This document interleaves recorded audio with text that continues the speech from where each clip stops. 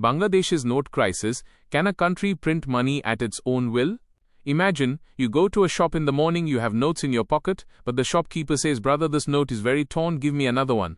You go to an ATM, and from there too, the same old, crumpled, dirty notes come out. Now the fear is that when the country has a note printing machine, a central bank and a government, then why are people not getting clean notes? Is a shortage of cash truly a shortage of money? The curiosity starts right here. If a country wants to, can it print crores of new notes overnight and end all its problems, or will this very decision push the economy into an even deeper crisis? The reported currency crisis in Bangladesh has brought this question to the forefront again. The matter was not just about old and torn notes, but the entire story of currency design, politics, trust and monetary discipline was hidden in it.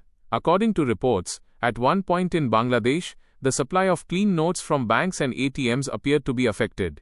Complaints were reported from many places where customers were receiving old and damaged notes.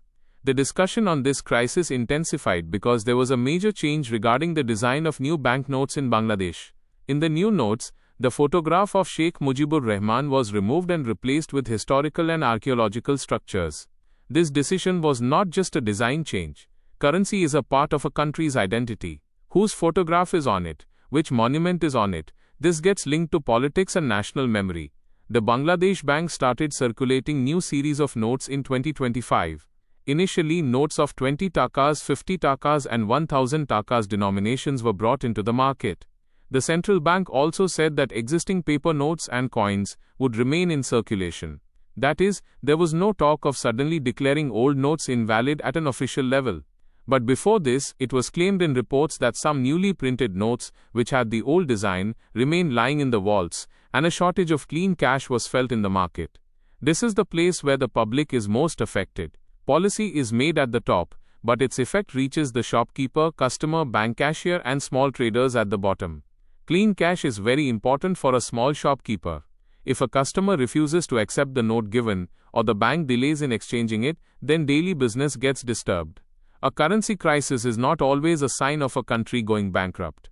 Sometimes it can also be a problem of supply management, redesign, printing capacity, and policy timing.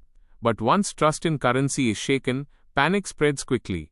People start hoarding notes, demand for small denominations increases, and confusion spreads in the market.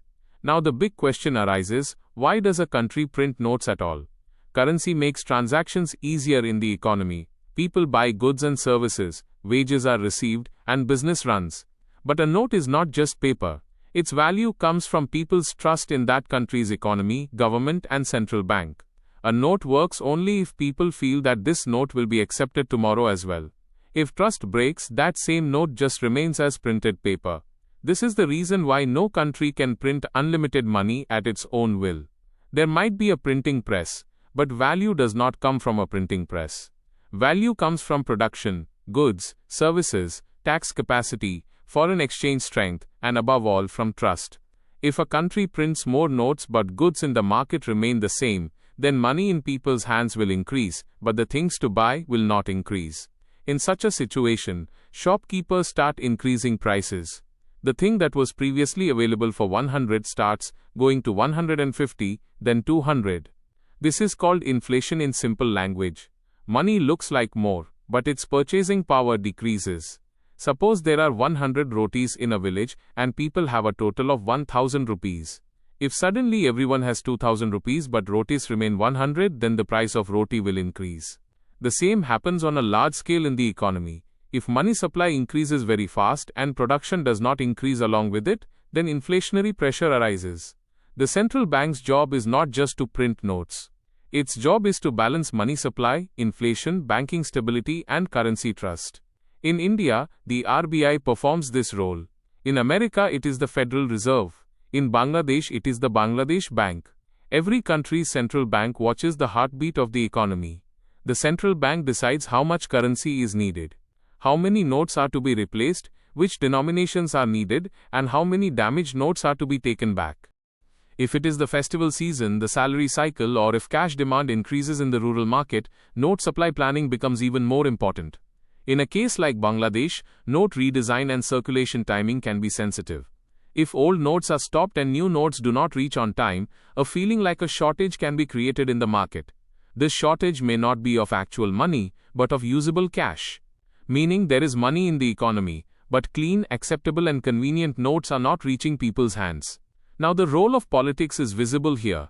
Changes in currency design can be a sign of identity, but economic management should be practical. If there is a gap between symbolic decisions and market readiness, the public faces trouble. The haste to change history can return in the form of queues at cash counters. A shopkeeper needs change more than politics. A customer needs a usable note more than a debate. A bank needs clean supply more than instructions. This is the reason why both speed and stability are necessary in currency policy. Sudden decisions can damage trust. Now the question is, if there are fewer notes, then why doesn't the Bangladesh Bank or any central bank print more notes? Because note printing is not just an issue of quantity. Security paper, ink, design, anti-counterfeit features, logistics, storage and distribution are all part of the process. Printing a new note also takes time. Then reaching it to branches, withdrawing old notes and giving confidence to the public is a separate task. Every new note is also a liability in the economy. Currency issued appears as a responsibility on the balance sheet of the central bank. That is why the central bank does not print notes without thinking. It has to see whether the cash demand is genuine or political pressure. If the government makes the central bank do excessive money printing to fulfill the deficit, then the danger increases even more. Zimbabwe is considered a big example of this. Due to excessive money creation and economic mismanagement there, hyperinflation broke trust in the currency. People had notes of very large denominations in their hands, but the purchasing power of those notes had become extremely weak.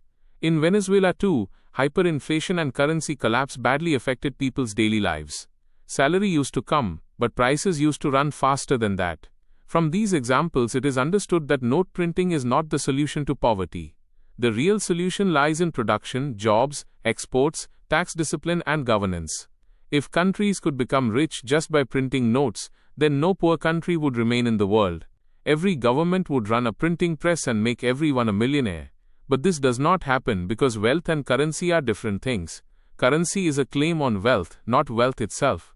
Wealth is created when crops grow in the field, goods are made in the factory, the service sector provides value, and people do productive work. Money is a medium to exchange that value. If value has not increased and money has increased, then an imbalance will be created. The Bangladesh crisis also teaches us that currency is not just an economic tool, but a symbol of public confidence. When people trust a banknote, the economy runs smoothly. When people are afraid to accept notes, even small transactions become difficult. Despite the increase in digital payments, cash is still very important in South Asia. Small shopkeepers, daily wage workers and rural households depend on cash. Therefore, the shortage of usable notes hurts the weakest section the most. For those who do not have a card, online wallet or bank balance, cash is the economy. A laborer receives wages in cash. A vegetable seller asks for small notes. An elderly woman takes cash to buy medicine. If cash is of poor quality or the market does not accept it, their daily life is directly disturbed. Therefore, a transition plan should be very strong in currency redesign. The public should be given a clear message about which notes are valid and how the exchange will happen. If the government and central bank keep communication clear, fear decreases. If there is silence or confusion, rumors increase. The Bangladesh Bank talked about keeping old notes and coins in circulation with the new notes, which was necessary to reduce panic. But public perception is not formed only by official statements. What is being received at the bank counter, what the ATM is giving, and what the shopkeeper is accepting, trust is built by that. Now there is a big lesson in this for the Indian audience. Currency is the most visible economic policy of any country. Interest rates, fiscal deficits and bond yields are not understood by the common man, but the moment a note comes into his hand, he feels the economy. If the note feels strong, is clean, and is accepted, then there is confidence. If the note is rejected, doubt begins. It is necessary to understand the difference between printing money and replacing notes. Replacing damaged notes is a normal process, but creating extra money supply is a different economic decision. The central bank should remove damaged notes, stop counterfeiting, and provide a clean currency supply. But this work should be done with monetary discipline. If the cash shortage is temporary, it can be solved through logistics. If there is an inflation crisis, it will not be solved just by printing. The real cure for inflation comes from production, supply chain, fiscal discipline and monetary credibility. When the government spends more and income is less, borrowing has to be done. If borrowing also becomes difficult, the temptation for money printing increases. This temptation is dangerous. In the beginning, it seems like money has arrived, salary has been paid, subsidy has been given, and bills have been cleared. But after some time, prices increase, currency falls, imports become expensive, and the common man's pocket is hit. That is why responsible governments respect central bank independence. The central bank's job is price stability, not political popularity. In Bangladesh's currency story, politics, identity, and economy are seen together. This is what makes it more interesting than a normal cash shortage. On one hand, there was a symbolic shift like removing Sheikh Mujibur Rahman's photograph. On the other hand, the common man needed clean cash. When symbol and system collide, the public bears the real burden. This is the most human angle of this story. We should also remember that every report of a currency crisis should be read carefully. Some claims can also be exaggerated from a political angle. But whatever the cause may be, the lesson is clear. Trust, timing, and transparency are most important in currency management. If the central bank brings new notes, then printing capacity, old note replacement, and branch-level supply should be ready first. If the design of the notes changes, then the public should be given a panic-free transition. If people are confused, the economy can slow down. Now, when someone asks why a country does not print money at its own will, the answer is simple. A country can print money, but it cannot print value. Value comes from fields, factories, technology, education, exports, and hard work. The note is just a representative of that value. If there are too many representatives, and the real value is low, then the value of the note will fall. The Bangladesh incident teaches us exactly this. Changing the photograph printed on the currency is easy, but maintaining people's trust in the currency is difficult. For any country, a rain of notes might seem like a dream, but uncontrolled rain can also become a flood. The economy needs rain, not a flood. It needs liquidity, but with discipline. In the end, the question is not how fast the printing press can run. The real question is how strong the economy is. Because having a note in your hand and being able to buy bread with that note are two different things. And when people are troubled even after having notes in a country, understand that the crisis is not of currency, but of trust. That same trust determines the real value of any economy. If this video has taught you something new, or if you feel this information should reach more people, don't forget to like and share the video. Your small share can become valuable and useful information for someone else. If you have any questions related to this topic, or if you would like to share your opinion with us, be sure to write in the comment box. We read every question and suggestion from you, because your feedback inspires us to create better content. And if you want to keep receiving such interesting and reliable information about business, the economy, and the world in the future, then don't forget to subscribe to our channel GRT Business and also press the bell icon so that you get notifications of every new video directly. At GRT Business, we always strive to provide you with accurate, balanced, and reliable information. Our news and analysis are prepared based on information obtained from various news agencies, public sources, and public opinion. We make every effort to verify and validate each fact as much as possible. But in case of any possible error or dispute, the responsibility lies with the respective sources. Our only aim is to present you with a correct and trustworthy perspective so that you can understand any topic better.